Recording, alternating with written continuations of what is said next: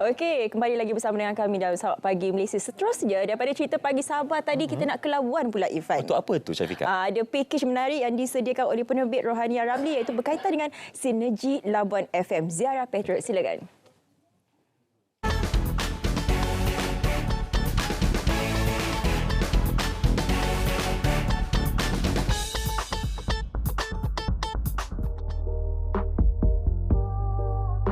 Peribahasa Melayu berbunyi, ringan sama dijinjing, berat sama dipikul.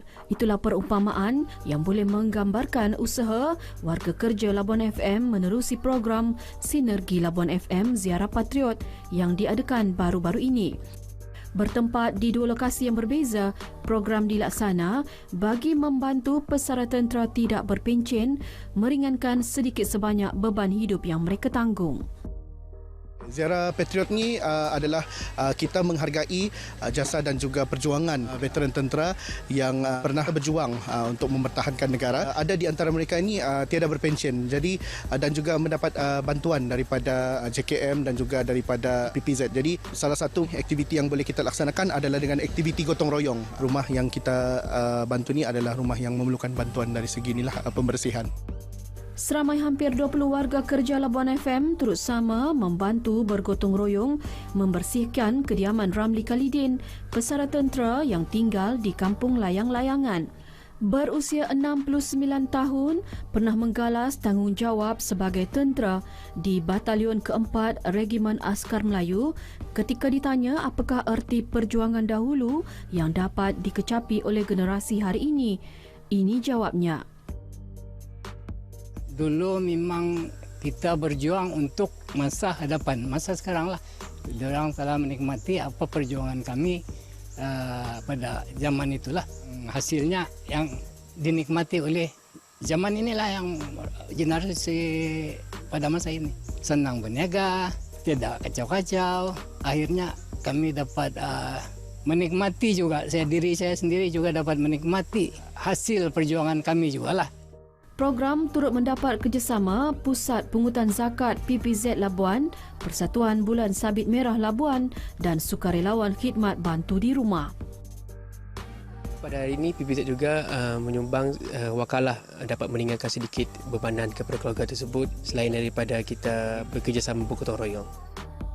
Sebenarnya kami memang selalu melibatkan diri dalam program gotong royong ni lah. Tidak kira lah mana-mana agensi yang minta kami untuk bekerjasama dengan diorang, insyaAllah kami akan menyelaraskan dan membawa beberapa orang sukarelawan yang diperlukan. Menghargai orang-orang yang telah lama berjuang dan berkhidmat, khususnya untuk negara kita yang tercinta, yang tidak berbelah bagi kepada bangsa dan negara lah. Seorang lagi veteran tentera di Kampung Kerupang yang tinggal bersama isteri dan dua cucu turut disantuni. Kunjungan kami disapa mesra oleh Hasanuddin Abdullah yang kini berusia 89 tahun. Kesempitan hidup hari ini agak menghimpit Pakcik Hasanuddin, namun beliau dapat menampung kehidupannya dengan bantuan diterima oleh Jabatan Kebajikan, Veteran ATM dan Majlis Agama Islam Wilayah Persekutuan Mawib sebanyak RM1,100 sebulan. Pakcik Hasanuddin juga pernah menjadi warga kerja Radio Malaya, turut berkongsi kenangan manis sebagai tentera udara. Yang paling pakcik ingat tu semasa pakcik kena pilih naik kapal terbang Oyster. Pakcik nak pernah naik kapal terbang selama hidup, tapi pada hari itu pakcik naik kapal terbang 2 lapis. Jadi bila terbang kita rasa macam melayang lah. Itu paling manis. Sinergi atau kesepaduan yang terhasil melalui program Labuan FM Ziarah Patriot ini akan diteruskan sebagai tanggungjawab sosial RTM Labuan dalam membantu dan mendekati masyarakat. Semoga usaha seperti ini dapat diteruskan dalam kita membantu meringankan beban mereka yang memerlukan. Ziarah Patriot, tekad perpaduan penuhi harapan.